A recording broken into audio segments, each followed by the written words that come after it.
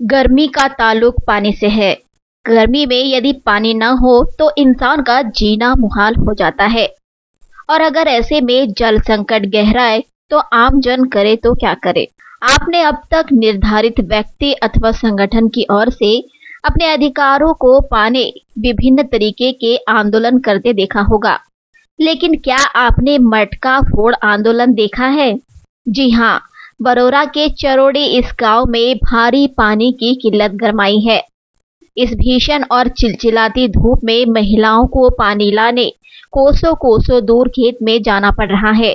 आखिर पानी देने वाला भी कब तक दे?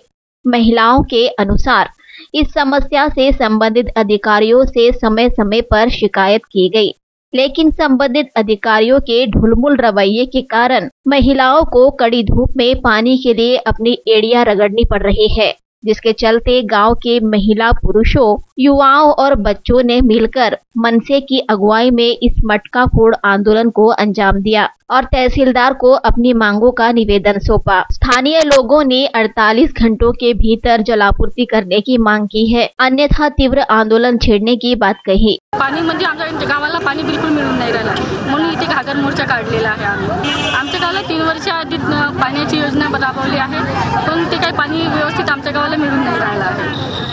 ठेकेदारांनी आमच्या गावात ज्यांनी पाणी आणलं, ठेकेदारांनी त्यांनी आम्हाला सांगितलं होतं की 15 दिवसामध्ये आम्हाला पाणी मिळून जाईल, पण ते काही पाणी आम्हाला येऊन दिले नाही। तिथे कसं आहे, नळ बांधकाम झालं आहे। मागच्या वर्षी म्हणजे 1 वर्ष आधी नाही का तिथे पाण्याची टाकीच्या दुरुस्तीसाठी म्हणून 3 वर्ष आधी टाकी बांधकाम झालं आहे, पण मागच्या वर्षी 1 लाखाची योजना 1 लाख रुपये त्या पाण्याची टाकी दुरुस्तीसाठी दिले, पण ते पण काही बांधकाम झाले नाही। फक्त का पांढरा चुना मारलेला आहे तिथे, बस झालं। पाण्याची योजना 3 वर्ष आधी आले, पाईपलाईन टाकलेली आहे, पण ते पण बांधकाम फुटू जातं।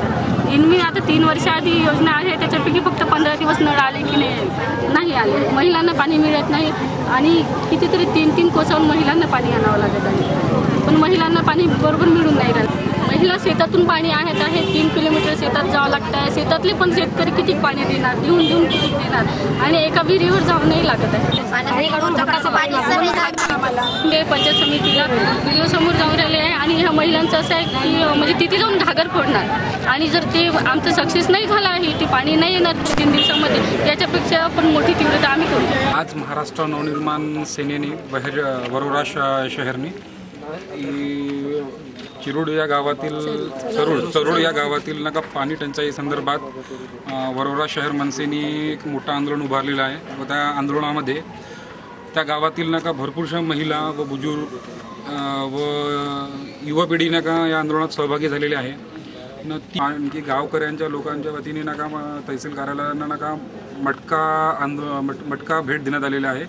अगर यापुढे अगर पाणी 10 दिवसामध्ये पाणी अगर ही गावाला पाणी नाही पुरवलेलं आहे, शासनाने नाही पुरवलं, तर महाराष्ट्र नवनिर्माण सेना गावकऱ्यां लोकांसोबत SDPO कार्यालयाच्या आतमध्ये नका शिरून मटके फोड आंदोलन घेतील।